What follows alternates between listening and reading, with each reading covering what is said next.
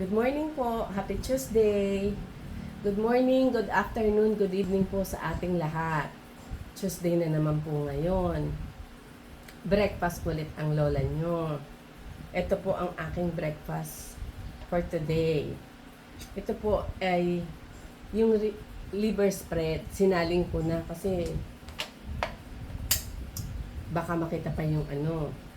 Ito po yung aking fruits na papaya. Ang tamis po nito, bigay lang po ng sister ko. Kahapon kasi nagkita-kita kami kay Lamani. Yung pandesal. Ito po yung pandesal dun sa tres na masarap. At saka ito po yung aking perfect coffee. Kain po tayong lahat. Maraming salamat ulit po sa inyo.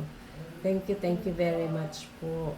And good morning, good afternoon, good evening po ulit sa inyong lahat. Kain po tayo.